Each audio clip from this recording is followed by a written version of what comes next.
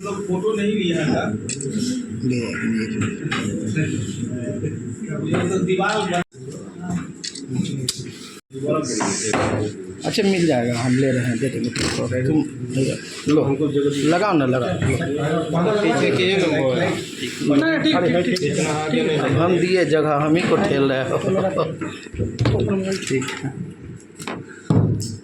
Sir, बताया जाए sir.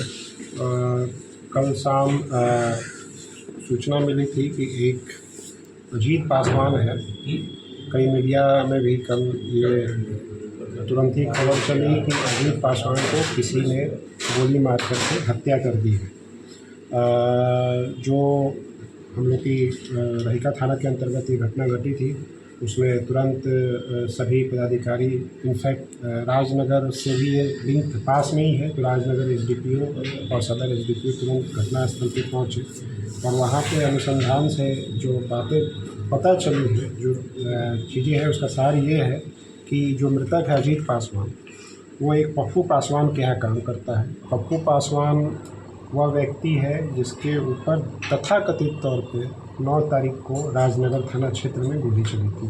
Pappu Paswan जो है उसके ऊपर आपराधिक केस भी है और वो जो केस जो गोली चलने की उसके ऊपर है वो संदिग्ध भी है। अभी हम लोग उस पर जाँच भी कर रहे हैं। आपराधिक इतिहास पप्पू पासवान का है, चोरी का भी है, डकैती का भी है, लूट का भी है, तो उस पे हम लोग अलग से कार्रवाई कर रहे हैं और इन्वेस्टिगेशन कर रहे हैं।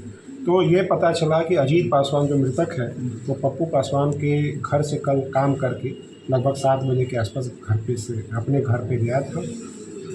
घर पे ही वो मछली पार्टी का आयोजन किए हुए था, अपने 2 दोस्तों को बुलाया था, एक सोनू साहब, तीसरा जयप्रकाश साहब, दूसरा उसका मेरा भाई विकास पासवान भी था।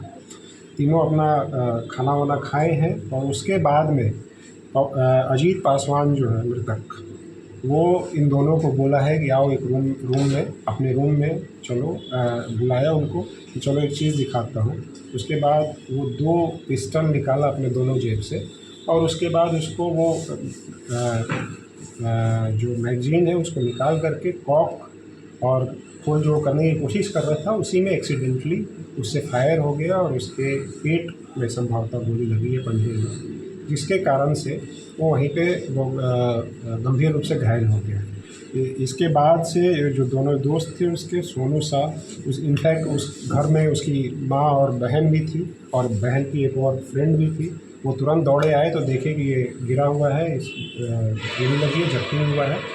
फिर उन लोगों ने जो दोनों दोस्त थे, सोनू साहब और विकास पासवान जो उसका मेरा भाई भी है, ये दोनों उसको मोटरसाइकिल से सदर अस्पताल भी इलाज के लिए लाए हैं। इलाज के क्रम में उसकी मृत्यु हो गई है। वहाँ पे पप्पू पासवान भी पहुँचा है जो जिसके यहाँ पे अजीत पासवान काम करता है और उसने इन दोनों को बोला कि भाग जाओ। उसके बाद ये जो एक दोस्त है उसका सोनू सा, ये खुद ही थोड़ी देर बाद रहिका थाना पे उपस्थित हुआ है अपने आप, अपने स्वेच्छा से, और उसने सारी घटनाक्रम को बताया है कि कैसे कैसे क्या क्या चीज़ हुई है। उसके निशानदेही पे एक पिस्टल जो है हम लोगों ने बरामद किया, जो उसके घर में ही रखा हुआ था एक जगह पे, और दूसरा पिस्टल जो उनकी माँ और बहन ने छुपा दिया था, गाड़ दिया था एक बगीचे में, वहाँ से हम लोगों ने बरामद किया है। तो इसमें जो चीज़ें हैं कि एक तो कि किसी के द्वारा इसका मर्डर नहीं किया गया है, और जो 9 तारीख को पप्पू पासवान के ऊपर गोलीबारी घटना हुई थी उसको कई मीडिया के द्वारा के द्वारा जोड़ा जा रहा था कि दोनों में लिंक है, तो ऐसा कोई भी लिंक नहीं है।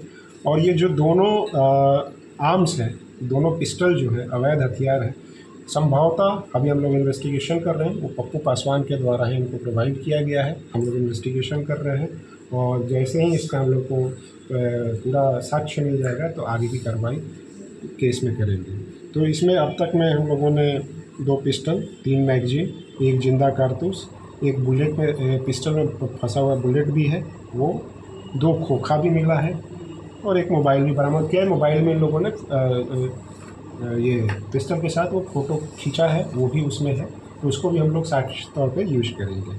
तो मिला जुला करके यही पूरी तरीके से घटनाक्रम है और इसमें एक व्यक्ति की गिरफ्तारी हुई है जो सोनू शाह है, क्योंकि उसने आर्म्स को छुपाया था, तो इस पे उसकी गिरफ्तारी हुई। बाकी उनकी गिरफ्तारी के लिए हम लोग प्रयास में हैं। सर ये जो गोली चली जिस इस पिस्टल से, पप्पू पासवान भी इसी पिस्टल से उस पर गोली चली थी क्या? ये बिना इन्वेस्टिगेशन के कहना मुश्किल है। हम लोग इस पे, जैसे मैंने कहा, कि सारी चीज़ें FSL ऑफिस से जांच होगी और उसके आधार पे हम लोग इस पे कंफर्मली कुछ कह सकते हैं।